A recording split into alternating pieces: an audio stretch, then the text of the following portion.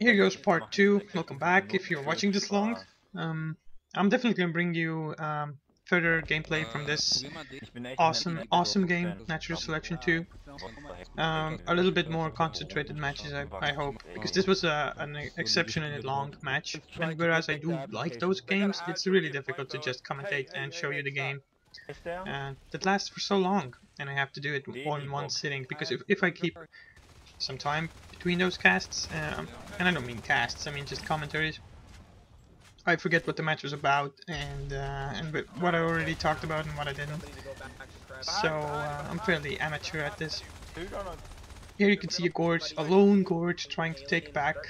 He's doing a fairly good job with his defensive buildings. A Gorge can actually place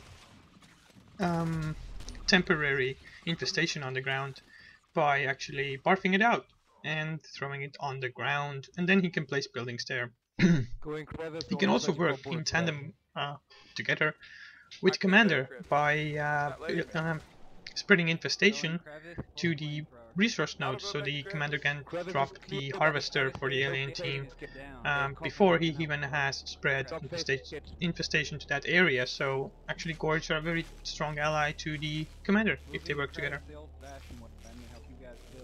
And I'm sure the alien Commander isn't called a Commander, more like a Queen or something, I think. But I don't know if it has a designation as of yet.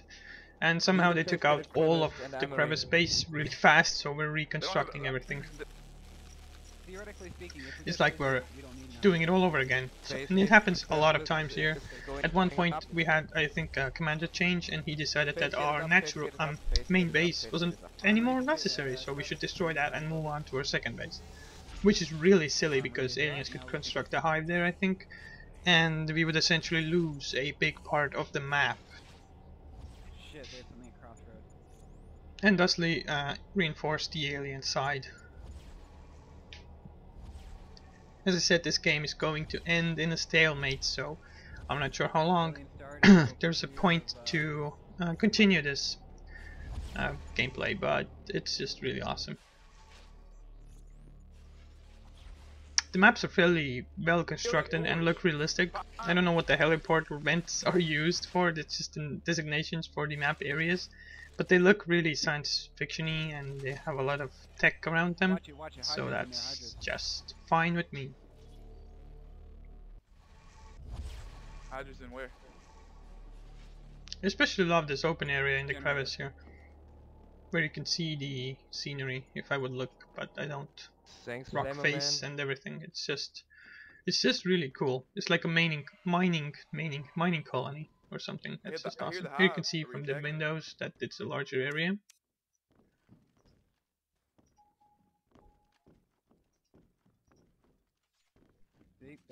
They actually have only one hive left now, I think, and it's really close to this location here, and we just can't make the final push to go there. Those defensive structures are really nice. And although our grenade launchers can do like an awesome work at taking them out, if the Gorge is behind them, he can heal those things. And here a single Skulk takes us both out, which isn't really impossible for him, but he just needs to have really great character control and do some nice tricks. Aliens can also walk on walls and ceilings really easily in this game. Not at all like in Alien vs Predator, where it totally messes up your perception of the world and you just feel like throwing up. Here it's like walking on a ladder in other games. It's just very easy and natural. No pun intended for natural selection. Things down in crevice again. The aliens that can walk on walls are only the dog-shaped Skulks. Fates can basically almost like fly or float around with their teleportation. Gorges can construct buildings, move very slowly, but belly slide around. And Lurks are units we haven't seen yet, and I don't think we really see them very well here, because very few units went Lurks, I think, for the alien side, are a flying unit that can fly around by hitting the spacebar. And it flaps its wings and flies around. He has a ranged attack he's a ranged attack type of class. He has a couple of different attack modes. One is the spikes that he can shoot out. It's like sniping. You can shoot a lot of spikes like a machine gun at marines or buildings from very far away. Lurk can also fire Umbra or something like that. That's an exploding little ball of goo that is essentially gas, and everything in the gas area that he gases takes damage, especially good against marine clusters. So it's an area of effect damage dealing thing. It's poison gas basically, yeah, but he can fire it from long range. Yeah, I took a flamethrower this time around, so you can see me using that. You can set fire on buildings, infestation, and aliens. Very useful indeed. We're waiting around for the commander to place some buildings where we can construct and take another stab at establishing crevice. I think we get to destroy the hive again now, after we've taken crevice.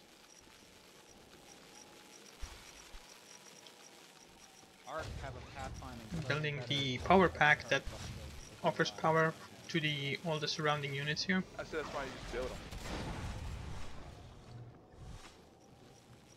What about building a so as I said, aliens can move around as lone wolves and try to sabotage many of the marine structures and areas, but it's actually useful for them to coordinate a massive attack if they're in a pack or something. So offer the marines more than one target, so they can cause a lot of chaos.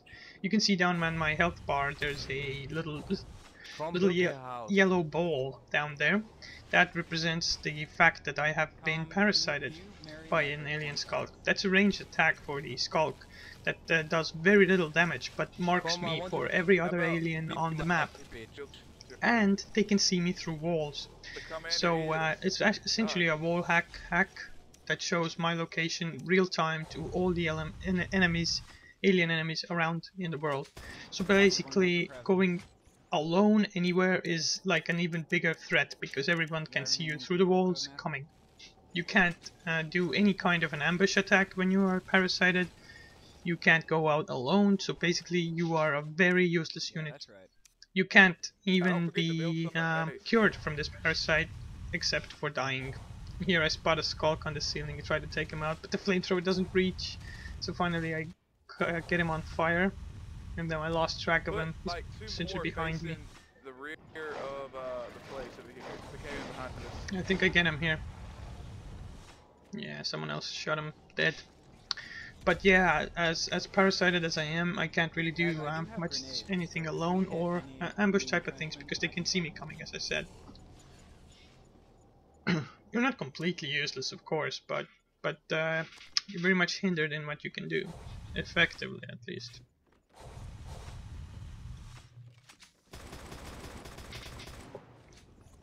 Specifically, if we go through alien start and hit generator, and you guys and I can manage to not die while we do that. And we get another hive kill here, I believe.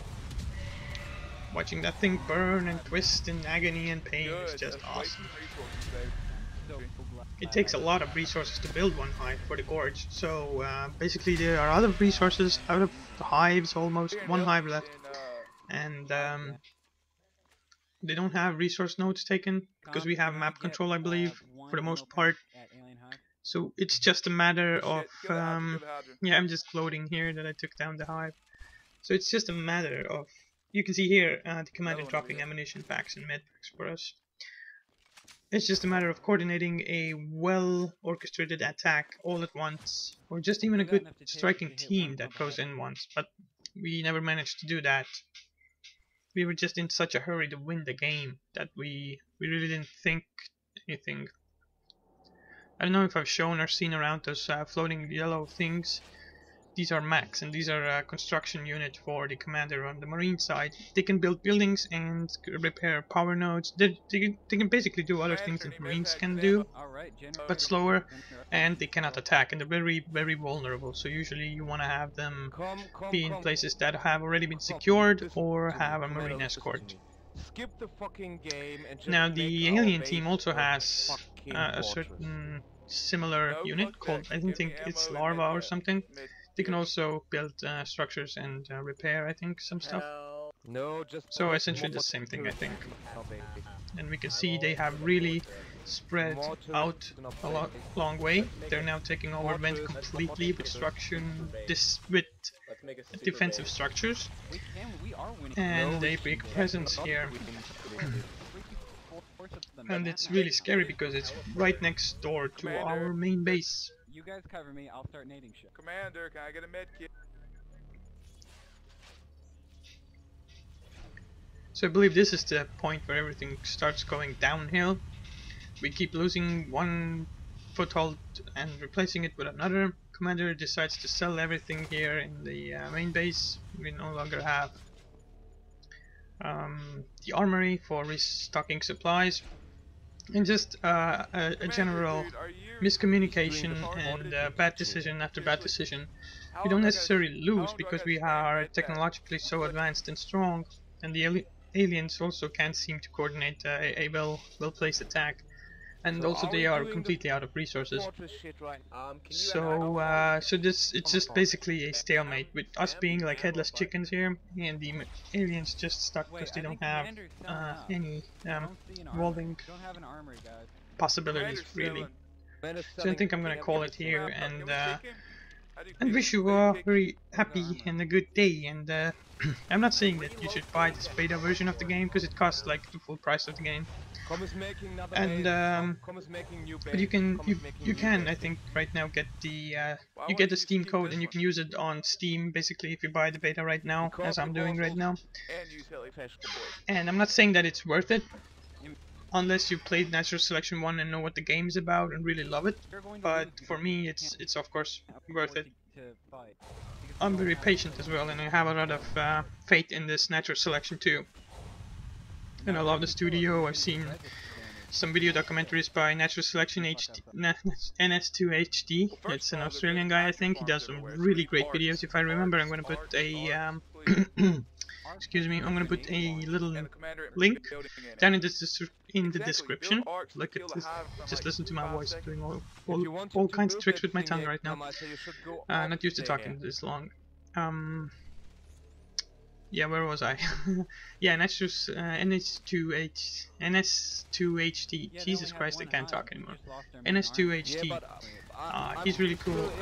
Watched a lot of his stuff. He's gotten to do interviews with the Natural Selection 2 development team, shown his their offices and all that stuff. It's really cool watch if you're interested. And he also does very regular and good updates on the game engine. Talks about them, shows some nice gameplay, even competitive stuff. He does really great commentary. It's like watching a StarCraft 2 match with Day 9 or someone.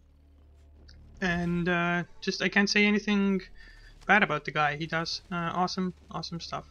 Definitely suggest you check him out if you like Natural Selection 2 or what you see here. So to stop delaying it any further, I'm gonna say thank you for watching and see you next time.